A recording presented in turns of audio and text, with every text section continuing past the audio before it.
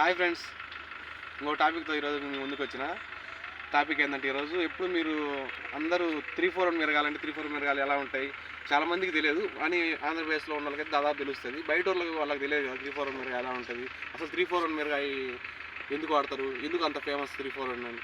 3-4 మిరగాయ వాడటం వల్ల ఏమైందంటే కారం మంచి కలర్ వస్తుంది, మంచి స్పైసీగా వస్తుంది. హెవీ స్పైసీ రాదు, అలాగని తక్కువ స్పైసీ రాదు. మిరగాయ మంచిగా ఉంటుంది. ఏదైనా పచ్చళ్ళు పెట్టుకోవాలన్నా వాటర్ పెట్టుకోవాలన్నా ఎక్కువ 3-4 మిరగాయలు ఎక్కువ లైక్ చేస్తారు. అందుకని మీకు ఈరోజు 3-4 మిరగాయ ఎలా ఉంటుంది, ఆ చెట్టు ఎలా ఉంటుంది, కాయలు ఎలా ఉంటుంది చూపిద్దామని వచ్చినాయి. ఈరోజు ఎగ్జాంపుల్ ఒకటి చూపిస్తుంది చూడండి. ఇది 3-4 మిరగాయ. ఈ 3-4 మిరగాయ ఫస్ట్గా వచ్చిన కాయ ఇది. చెట్లు ఇలా ఉంటాయి.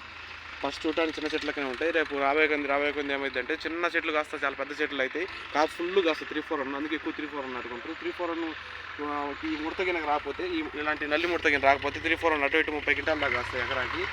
అందుకని 3-4 ఎక్కువ లైక్ చేస్తారు. కానీ 3-4 ఎక్కువ తెగులు వస్తాయి, మందులు ఎక్కువ పడతారు. దానివల్ల రైతులు కూడా కాస్ట్ ఎక్కువ అవుతుంది. మామూలుగా అయితే 3-4 ఇలా ఖరీదే రైతులు ఖరీదే ఉంటుంది, బాగా లావు ఉంటుంది, సైజు కూడా బాగా వస్తుంది. 3-4లో మెయిన్ రైతులు ఫేస్ చేసేది ఏంటంటే ఎక్కువ నల్లి కొంచెం కాపు నిండి వచ్చిన తర్వాత బూడిద తెగులు ఇవి ఎక్కువ వస్తాయి.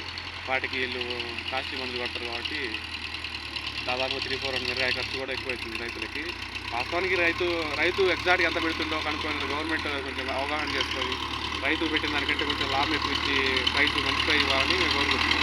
కానీ మనం అనుకుంటాం, కానీ వాస్తవానికి రియాలిటీ పోతే రియాలిటీ చెప్పాలంటే రైతులకి సరైన గిట్టుబాటు ధర గురించి టాపిక్ మెయిన్ రైతులు ఎక్కువ ఆలోచిస్తుంటారు. కానీ వాస్తవానికి రైతు పంట పడే టయానికి ఇప్పటివరకు రేటు బాగుంటుంది. రైతు పంట వచ్చి చేతిలో పడే టయానికి వర్షాలు ఎక్కువ, బట్టలు ఈ ఖర్చు ఆ ఖర్చు అని తెలియని ఖర్చు వస్తుంది. కానీ రేటు మటు తగ్గిపోద్ది కరెక్ట్గా. ఇప్పుడు ఈ నెలలో ఎగ్జాంపుల్ నవంబర్ అనుకో, ఈ నెలలో రేటు ఉంటుంది. ఇంకొంచెం ఒక నెల పోతే మళ్ళీ రేటు తగ్గిపోద్ది.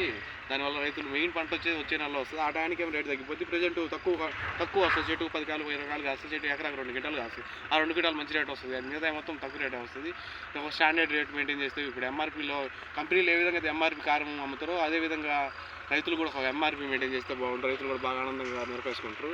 అది నా ఒపీనియన్. అది అంతవరకు వద్దో తెలియదు, అంతవరకు గవర్నమెంట్ దాన్ని గట్టిగా పట్టించుకుంటుందో తెలియదు. కానీ ఏదో ఒక రోజు నా కోరిక ఏంటంటే ప్రోడక్ట్కి ఏ విధంగా అయితే ఎంఆర్పీ ఉంటుందో అదేవిధంగా రైతులు కూడా ఒక పంట పండిస్తే ఇంత ఎంఆర్పీ ఇస్తాం గ్యారంటీ కానీ నమ్మకంతో. ఒకవేళ ఇంకేస్ పంట నష్టపోయింది, అక్కడ చూడండి పంట అంతా నష్టపోయింది. ఆ నష్టపోయిన దానికి ఇన్ని మొక్కలు నష్టపోతే అన్ని మొక్కలకి ఇన్సూరెన్స్ చేసి ఒక్కొక్క మొక్కకి ఇంత అమౌంట్ ఎగ్జాక్ట్ చచ్చిపోయినమ్మంటే వచ్చి ఇచ్చే విధంగా గవర్నమెంట్ డెవలప్ చేస్తే నాకు చాలా ఆనందంగా ఉంటుంది. ఈ వీడియో నచ్చితే మీరు లైక్ చేయండి, సబ్స్క్రైబ్ చేసుకోండి, వీడియో బెల్ ఐకాన్ ఆన్ చేయండి.